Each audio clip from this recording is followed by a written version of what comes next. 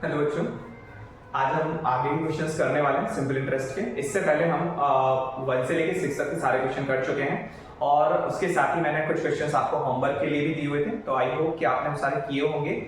Okay, चलिए अब हम आगे बढ़ते हैं हमारे नेक्स्ट क्वेश्चन की तरफ। और नेक्स्ट क्वेश्चन में हमें हमारे 6 तक हमने कर लिए थे, अब नेक्स्ट क्वेश्चन हमारा होगा 7।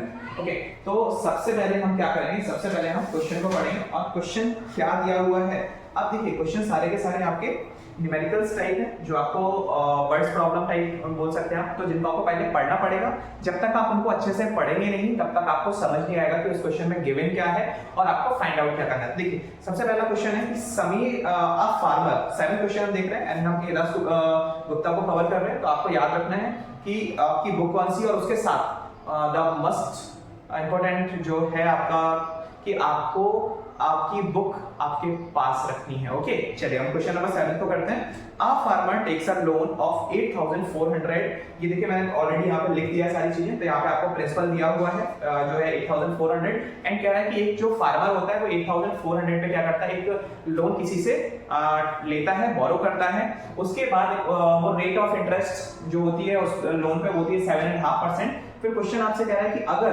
आप इस पे जब आप इसको रीपे करोगे उसको एक्स्ट्रा चार्ज के साथ, तो आप करोगे इतना अमाउंट 10920। ओके, कितना आप पे करोगे 10920। तो आप मुझे ये बताएं, क्वेश्चन ये बोला है कि आप मुझे ये बताएं कि जब आप इतना लोन 8400 पे पे करेंगे तो इसमें आपको टाइम ड्यूरेशन कितनी मिलेगी, या फिर कितनी टाइम ड्यूरेशन में आप मुझे इतना पे करेंगे, तो उसको हम फाइंड आउट करेंगे। देखिए, मैं डायरेक्ट नहीं बताऊंगा आपको कि ऐसे कर दो ऐसे कर दो, बट हम उसको एक लॉजिकली हम उसको समझेंगे कि आखिर उसको करना कैसे। देखिए, सबसे पहले उसने हमसे क्या बोला, आपको टाइम निकालना है। यस, हमें टाइम निकालना है, नो प्रॉब्लम। हमें पता है टाइम का फॉर्मूला क्या होता है। टाइम का फॉर्मूला होता है 100 multiply with the interest divided by क्या होता है, मैंने बोला था कि टाइम निकालना है, तो बचे हुए जो फैक्टर्स है वो क्या है, प्रिंसिपल एंड रेट, उनको हम यहाँ पे लिख देंगे। आगे बढ़ेंगे तो यहाँ पे लिखा हुआ है 100 एंड आई क्या दिया हुआ है, अरे आई तो हमें दिया नहीं है। अब हम क्या करेंगे, कुछ नहीं सर, बहुत इजी है। कैसे, क्योंकि आई हमें पता है, आई कैसे निकालते हैं। आई का फॉर्मूला होता है अमाउंट माइनस प्रिंसिपल।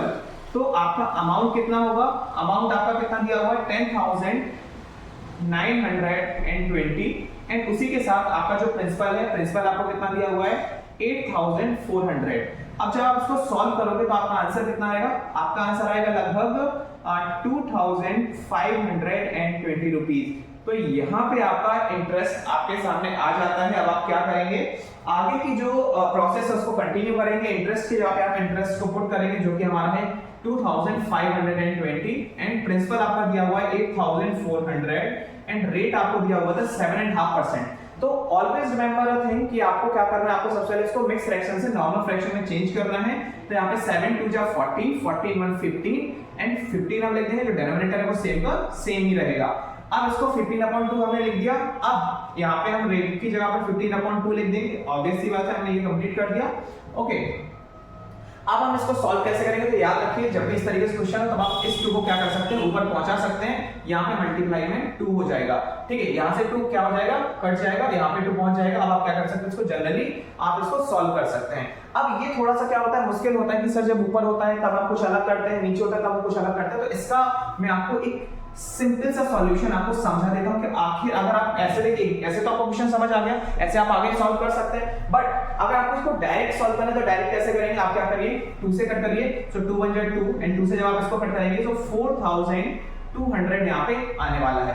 अब हम इसके आगे की बात करें, आगे की बात क्या करेंगे कि अब क्वेश्चन हमारे पास क्या बचा हुआ है, हमारे पास बचा हुआ है 100 multiply with the 2520 divided by the 4200 and multiply with the 50। ये हमारे पास क्वेश्चन बचा है। अब हम कट मेथड ट्राई करेंगे। पहला स्टेप, फर्स्ट जीरो से first zero cut, clear. Second step, एक और जीरो से एक और जीरो कट। अब क्या करेंगे, अब हमारा है 10 कितना, 5 के टेबल में 5 2 जा 10, सॉरी 5 2 जा 10। ओके, जितने टाइम में जाता है उतना टाइम यहाँ पे लिखते हैं, यानी यहाँ पे 5 3 जा 50, कितना हो गया। अब हम क्या करेंगे, अब इसको हम आगे कट करेंगे, 3 1 जा 3 एंड 3 से हम 252 को कट करेंगे तो 3 8 जा 24, 3 4 जा 12, तो यहाँ पे 24 आ गया। इतना समझ आ गया। अब हम क्या करेंगे, 42 से इसको कट करेंगे तो 42 1 जा 42 एंड 42 2 जा होता है 84, इस चीज को याद रखिएगा।